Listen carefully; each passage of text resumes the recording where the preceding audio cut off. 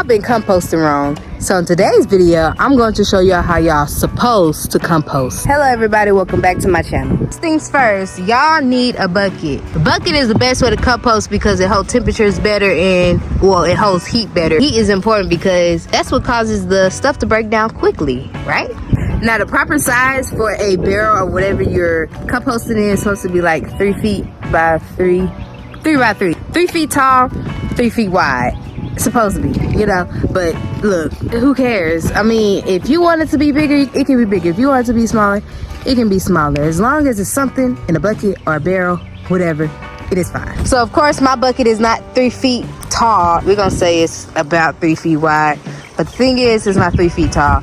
But I don't care. I composted in a bucket before this size and it did good, so we're gonna be using this. We just ain't gonna overfill it, you know, overdo it. Keep the ratio, you know, below what it's really supposed to be. Now the first step is getting some brown material and green material. Your brown material is like sticks, twigs, leaves, cardboard, brown basically. And your green material is vegetable scraps, grass. Brown material is dry and your green material is wet. Now the reason why the brown and green material is important is because if your compost is too dry, add green material. If it's too wet, add dry material. Dry material will absorb the moisture. Green material will spew out moisture. The first material that you want to put at the bottom of your barrel or container, whatever it is the brown material. So I'm going to be using twigs. You can use, like I said, anything that's dry. I got a lot of twigs on the ground, and of course you get those kids outside. The first thing you do is get them kids outside so they can pick them up for you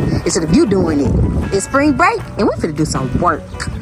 You want it to be like a thin layer at the bottom. You don't want it to. It's just for aeration. What it does is introduces oxygen to the compost, which helps the decomposition process. Basically helps further break down the items.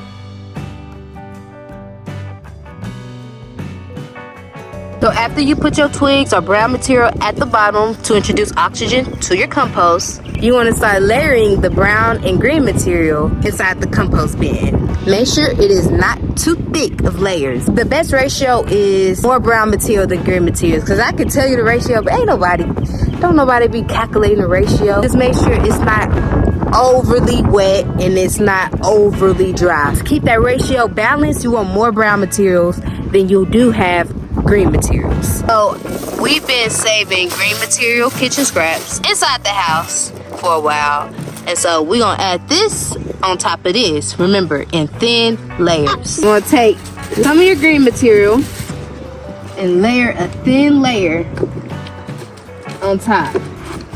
You don't want to do too much of your green material. You can use grass clippings. You don't have to use vegetable or kitchen scraps. That's a misconception. Kitchen scraps is good because you're not wasting food. You turn it into organic matter. You can use just grass and green leaves.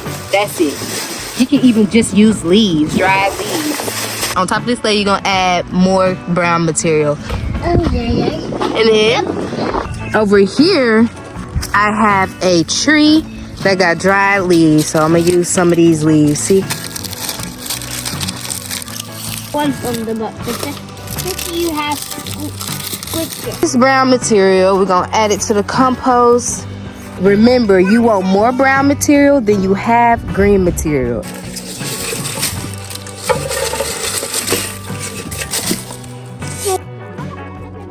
Dry wood. It's been decomposing for a very long time, so this will do wonderful in the compost. A compost has to have dry and wet stuff, like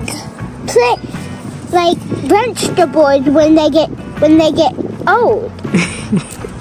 Crunch.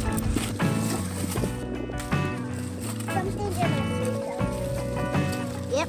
Keep layering with brown and green material until we get halfway. And don't skip this, because I'm going to tell you why you want to stop at this point.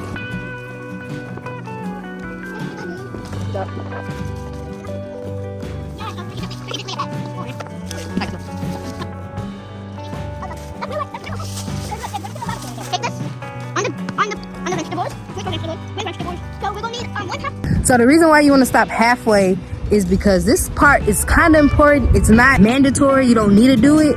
But I feel like it's kind of important to help further break down the material inside the compost. Adding soil or dirt, you want to make sure that it's a very thin layer. You don't want to add too much dirt.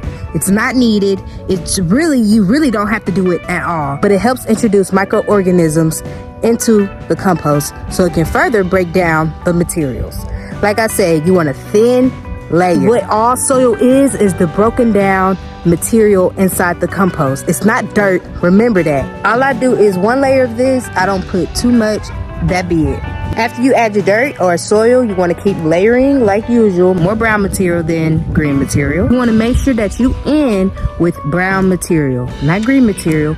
End with brown material. So you start with brown material and you end with brown material. Once you are done with everything and you added your last layer of brown material, you want to take your rainwater and pour it on top. This is just for extra moisture. Seal it real good with whatever top or cover that you have. Last but not least, find a great location to put your compost. If you live in Texas, we get a lot of heat, a lot of sun during the summer.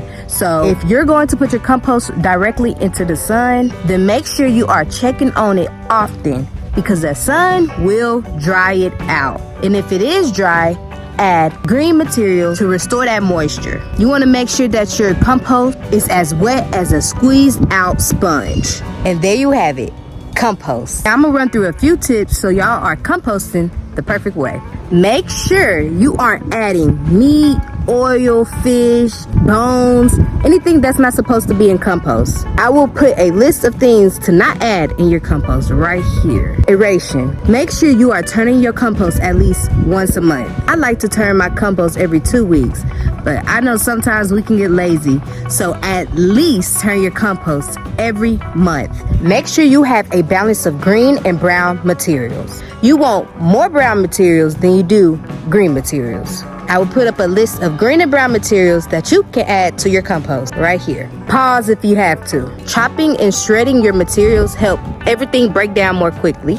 As I mentioned, you want your compost to maintain enough moisture. You want it as moist as a wrung out sponge. Make sure you are monitoring your temperature. You don't want it too hot to where it's dried out and nothing is breaking down. And you don't want it too wet where everything is just soggy, nasty, and not doing anything. And like I said, if it's too dry, add more green material. If it's too wet, add more brown material. Now you can compost on the ground if you want to, but I prefer to compost in the bin. It's much easier, it traps heat better, and overall easier to turn.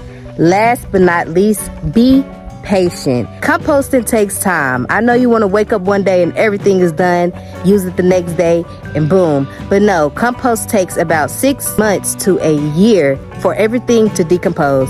So patience is key. If you want to speed up that process, add red wrigglers. Red wrigglers will break that down and cut that time in half. Add red wrigglers. It will help so much. And that's it, y'all. Thank you for watching. If y'all have any questions or if y'all have any tips that I didn't mention in this video, be sure to leave them down below in the comment section. Make sure you like, comment, and most of all, subscribe. And see y'all in the next video.